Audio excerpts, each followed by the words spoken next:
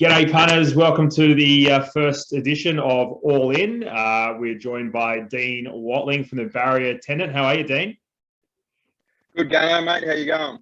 Mate, I'm flying, mate. So look, we've come together, a bit of a last minute thing here, but we've come together and we've just put together this show. Hopefully we can steer punters into the right direction with the all-in markets that are out and about there on Monday. I think Tab are probably the first ones to get it out there for us punters. And look, there's a fair bit of interest out there, mate. Have you run your eye over the market so far? Yeah, like you said, Gannon, especially with these big fields, we're back in the big tracks and we've got some nice horses going around in some big races. There's always a bit of juice in these futures market this time of year. So I've had a little scan. I think there's a couple out there that me and you agree on, and there's one or two that maybe we're against each other on, which will make for nice viewing. But yeah, I've had a nice scan. I think we've got a couple. Absolutely, mate. Look forward to it. So we'll head to Randwick first. Obviously, it's not easy to predict the how the track's going to play. A couple of us got it right last week with a bit of animation on Twitter with the Rose Hill track there. But let's see what we can come up with Randwick. So Randwick Rail is back in a true position. About 15 millimetres of rain forecast, but Sydney could have 50. Who knows? Could have 0. But we'll run with 15 millimetres. So probably guessing track's going to be soft 5, 6. Likely with that. Mate, how do you think the track's going to play? A, do you think we're going to be on a soft 5 or 6? And B, how do you think the track's going to play, mate? Well, the people employed by the Bureau of Meteorology are going about as good as me at the minute. So who knows what we'll get. Going off the forecast, though, like you said, rain around Wednesday. So I think we're going to be on a soft. I'm going to go a soft 5, soft 6. There is forecast for Thursday and Friday. So I think if we get even that 5 mil or 10 mil over those 2 days, Thursday, Friday, I think we'll be in that soft range. It is good weather. It's been hot as well, and we haven't had those dewy mornings, which is helping that track out. But it has had a lot of racing, like you said, over the spring. Without Rose Hill, we've had a stack of meetings there. Like you said, back to the true position. We were the 7 metres out to the 1600, and then 4 the remainder last time we were here, and we saw that advantage to those horses up on the inside in those lanes 1 to 3. Winners like Very Elegant, and then we had Eduardo as well. So back to the true. I think we both agreed on this. It tends to play very fair, Randwick. I think this is the rail position with that little bit of sting out in the track as well, where we can back those horses who may settle worse than midfield and close off around those lanes 6 plus. I think you can back those back markers with confidence. So I think big fields with the rail and the true, I think it shapes for some good racing at Randwick, mate. I completely agree. I'll probably go one step further and say it probably plays more than fair to the back markers. I reckon it's advantage midfield runners, and I think middle to wide draws would be fantastic. So if we can, obviously we got no read on that yet. We're not fortune tellers there, but we do know what runners are going to be sort of midfield anyway. So we can do our best there, mate. Obviously other feature racing we have down south of the border of Flemington, Turnbull Stakes Day, likely to see Incentivised versus a Very Elegant there, clashing the Turnbull Stakes. So that'll be awesome. Mate, rail out 9 metres, I see there. Potentially 20 to 50 millimetres of rain. Probably handles that just as well as Randwick will handle 10. Temperatures don't get above 20 degrees, and track's probably, around that soft mark again, mate. How do you see that? How do you see it playing down there? Yeah, like you said, Flemington's probably one of the best training tracks in Australia. So you can bank on it handling a good amount of rain. It sort of depends when the rain hits. If it hits early in the week and gives it a chance to dry out, I think we'll be back to a soft track. But if it does come on that Friday, we could be looking at the heavy range. But I'm expecting to play very fair. The last time we were here was the last Wednesday, off the top of my mind, where we had the first 2-year-old step out and those Derby trials. It was out a long way then, and it was a touch on pace, but back to the 9 metres. I think we can both say you can sort of bank on a fair track at Flemington. Long straight, majority of horses get their own, but probably just monitor the track as the day goes out. That's sort of my opinion. Is that yours? Yeah, I agree, mate. Just wait and watch there. Look, Melbourne's not really my area to bet, but yeah, definitely wait and watch. And I think you're going to see, a fair bit of good racing down there. So I can't imagine the track's going to be throwing up a bias. Otherwise, exactly. We'll never hear the end of it. Mates, let's jump straight ahead and head to Randwick for the Epsom handicap over 1,600 metres. A couple of runners I want to mention at the top of the betting: Riadini flying, Tim Clark's book to ride $6, Moanga. Tommy Berry gets back in the saddle, $7. Hungry Heart. Interestingly enough, Kieran's on that, $9. Ice Bath, I hear Robbie Dolan probably jumping on there, not confirmed, $9, and Private Eye around the $13 mark. What are those have caught your eye, mate?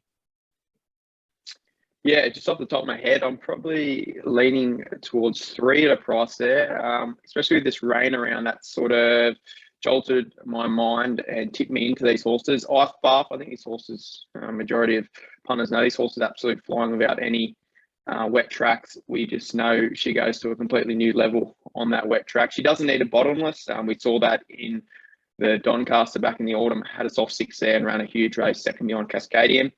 Cascadian leads us into himself. I think he's flying this prep without any luck. He was huge first up and had that bit of a shoulder-to-shoulder challenge. We think it over, and then had the luckless second up, and then got a long way back last start at Randwick where you didn't want to be, back and wide. And then the third horse is Private Eye. I think we all, off that first up run, really thought this horse was on an Epsom path and would start probably favoured in the race. He's had 2 last starts that probably, you're thinking in your head, is he good enough? I still think he is. I think the last 2 runs he's been very good. If you go back and look at them, I think second up, he was back a long way at Kembla, and that was the in-between run. Then last start, the 7-day backup, he sat 4 wide the trip on that Randwick track where you had to be towards the inside. He's another who handles the wet. So those 3 horses are going to be at bigger prices. They're going to be those horses that we talked about at the top of the show, where they're going to sit around that midfield to probably worse off. They'll need that pressure up front, and I think they're the horses who can close off in the 6+ lane come Saturday. They're all at juicy prices, so Ice Bath's probably the one I'm tipping into. But I know you've got a ticket on Riadini. How did you see that shape out for that horse? Yeah, look, Body tipped us into that a couple of weeks ago, around the $16 mark. So look, I think it will potentially open up much shorter on Wednesday. It wouldn't surprise me if it opens around that $4 mark. But I won't be having another cent on it. I think the way that track's going to set up, I think I've pretty much done my money. But look, the stable's flying, so I'm obviously not much I can do with there. I could obviously chop out if I wanted, but I'm not that way inclined. So I will run with that. I've also followed in on Ice Bath because I'm just a big fan of the horse, big fan of the fact there's a bit of rain coming. I've got 2 bets going there. One, a dry bet and a dry track bet and a wet track bet, basically with Ice Bath as well. And look, you sent out on Twitter last night, which was awesome. I think it was around the $15 mark. And it's into $9 now, mate. So well done there. I'll send you a case if that gets up. Yeah, so you hey. No, you go. Just to summarise that, mate. So you got Ice Bath $9, Cascadian around $15, and Private Eye around the $13 mark there, mate. So pretty good three-pronged attack there, mate. Hopefully you get the biscuits. Let's move on to the Metrop over 2,400, where we have Montefilia, $4.50. Huey Bowman jumping aboard there. She's Ideal, who had the absolute dream run last start, $5. And then you got a tourney around the $13 mark, and Entente, who was really impressive. With Timmy Clark aboard, really impressive last Saturday, and it's $13, mate. What do you think there? Yeah, I think it's a race that I found it early on. I found it pretty easy to sort of dissect the main chances. I think you could probably agree with that. I think you got the horses at the top of the market. Your Montefilia, your She's Ideals, and probably Attorney and Entente, who are sort of in that cracking form, and then the rest are sort of, they've been up a while. Your Harpo Marks, your Great Houses, and No Compromise. They've been up and running for a fair while, so we've seen them sort of hit their peak, and they're just sort of sticking at that peak. Where I think we got there's a lot of upside with the top 3 in the market in Montefilia, She's Ideal, and Attorney.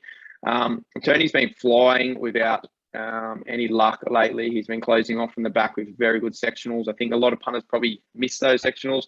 I know Brad Davo did tip Attorney up, so I'm guessing that the big price moves come from that as well. But his sectionals lately been outstanding. I think I wrote down he's had 4 wins over 2,400 meters, so between that 2,400 and that 2,500. So that's stepping up in trips, probably the big tick for him. Whereas Montefilia, absolutely flying as well. Closed off the worst part of the track last start and had that negative weight swing against She's Ideal. I think that is the slight query for Montefilia, that step to 2,400 meters. I think she's racing so well at that 1,600. I think that's my query, but in saying that, she gets that 3.5 kilos back off She's Ideal, and I think if you swap the runs last start, she clearly wins. She nearly did win, even with that big weight swing. She has to be on top for mine. I think she's stayed up with this prep. Her trials were just a lot better than last prep, and she's come back a much better horse. No knock on She's Ideal. Like you said, she had the perfect run last start to win. I think that was her race. I think it's time to switch off her and jump on Montefilia. So that's the way I sort of saw it early. It's a race I could probably dissect a little bit easier than, say, Epsom, just because the horses at the top of the market are the ones that have got the scope to improve. Do you give Anton any chance, mate? Yeah, I do. I think I'm just in the camp of Montefilia and She's Ideal. I like those form lines a lot better than on Tom, and I think them two probably have more improvement. And that's the way I sort of saw it in that sense. Yeah, sure. Look, I think for mine, Montefilia was gutting in the Oaks, watching it sort of on speed and over the 2,500 back in the spring. So I can't chime into it at the 450 myself, but if it wins, great. I want the horse to win. I love the horse. She's Ideal. I'll just be laying that. No thanks. Pass. Pen. Yeah, pen job. Mate, Attorney. I'll be honest, I missed it. I'm not much of a sectionals guy, but you boys are all raving about it, so definitely something to watch there. And on time, mate, look, I was so surprised it did what it did. Like it was they ran so quick to the eye anyway in that race, and it just bloody blew them away. I thought it was pretty impressive. So potentially as a first time over 2,400 for mine, if I was to have a bet, that would be it. But it's just probably not a race I'm willing to play in, mate. But a bit of a wrap there. So your 3 play or one or 2 plays there, mate. Just give us a quick wrap up of those. Yeah, I'd be keen to jump into Montefilia. Probably, it's probably not the odds at the minute. It's probably not something you don't want to dive over all yet. I'd probably wait until barriers are out, see where she draws. In that sense, I don't think she's going to crumble into your $2 price. I think, like you said, it is a race that you can sort of wait for, and I don't think the odds are going to crumble. So I'd Montefilia on top, and if I had a saver at some nice odds, it'd be Attorney. That'd probably be the one that they might come for in that market. But yeah, Montefilia clearly on top for mine early doors. Cool. So if we're going to have it all in bet, maybe something on Attorney, but otherwise we're just going to hold on and wait until Wednesday lunchtime. All right, mate. Exactly. So the next one I want to cover, I've got a question for you. It's just a pretty simple yes or no. Jim Crack for the fillies, Coolangatta, $2, yes or no? Yes, I think she's a class above these. So, yep, that's a yep from me. And I have absolutely no idea because I don't watch 2-year-old trials. I'd lose everything if I was betting on 2-year-olds. $2 now. What price do you reckon it starts, mate? There's a couple of people out there on Twitter sphere suggesting it's going to start closer to $1.70, $1.65, $1.70, which I was a bit shocked by, but what would I know? Yeah, the fillies, they did trial well. I think they were the pick of the 2-year-old trial. So I think she will start sub $2. She profiles so much similar to a horse last year called Entha. Probably not as brilliant in that trial, but the way her turn of speed and the way that she responded to J-Mac when he asked her to switch off was very meritable, and that's what you want to see in these early 2-year-olds. I think barrier probably is the big thing that will decide the price. 1,000 metres, it's not a race you can sort of draw 12 out of 12 and get back and run on as a debut 2-year-old. So I think that will tell the price if it's going to be sub 2s or plus 2s. But yeah, I think she's a class above these. And I think she looks a very, very sharp 2-year-old. And that'll be one of the earlier races, of course, right? So the track will be pretty much untouched, but they'll go out in the first 2 races, the 2-year-olds, and most likely. And the track should be reasonable for them anyway. Mate, move on to Breeders' Plate. You've got one for us around the $3.60 mark, potentially an early play here. Talk me through it. Yeah, Victory Moment is the horse from the Casey Fogden stable, coming down from Queensland. Had a trial up there, which is an advantage, and then had a second trial, which was the 2-year-old Kensington trials.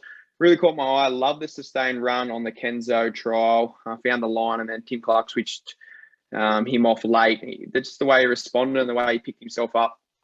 He was clearly the best of the boys in those trials, I found. And I think we're getting a nice enough price, $3.50, to find out. I'd be happy to take that price about the horse. Like I said, the fillies were probably the showpiece on those trials, but he really stood out for me in the Colts and Geldings, and I think he looks a very nice horse, the son of Spieth. I think the Aquas team, and I think that Stallion's price may rise with some nice, impressive 2-year-olds stepping out last week in the Kenzo trials. So he would be my early play in the breeders. Love the 2-year-olds.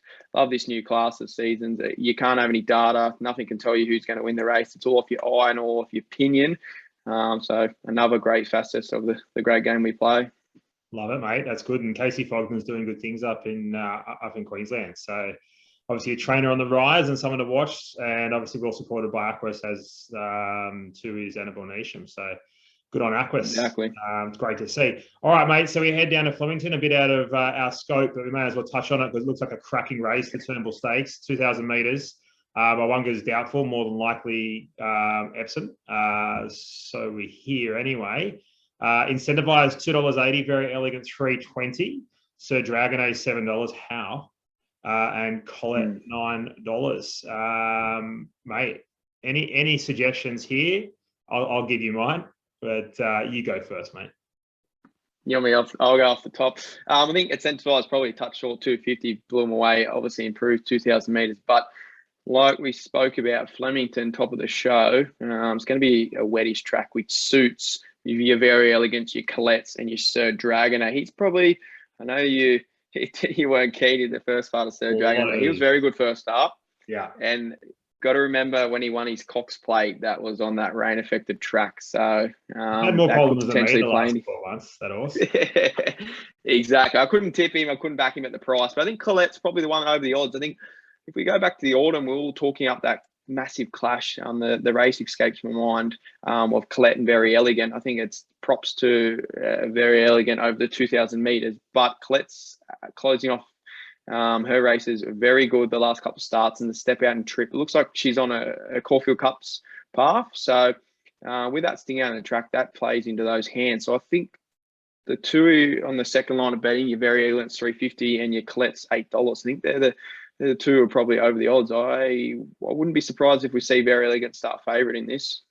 Couldn't agree with you more, mate. I think Very Elegant, assuming it's going there, which I'm pretty sure we'll get some confirmation over the next 12 to 24 hours. So that might be a problem there.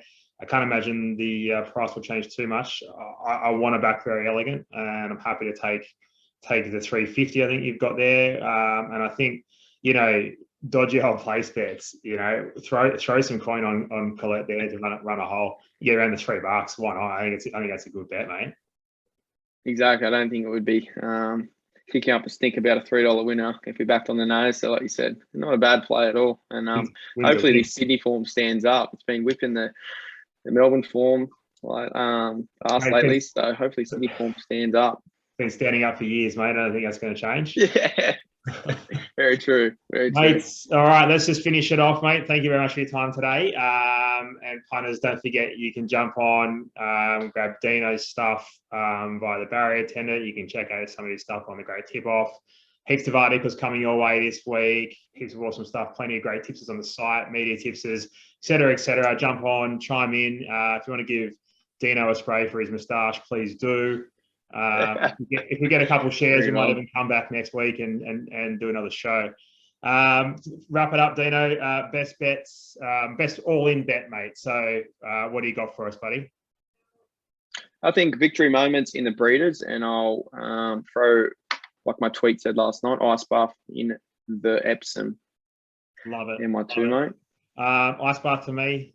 Just rain dancing all week. I hope we get heaps. And honestly, knowing Sydney, it says 15 we could get 30.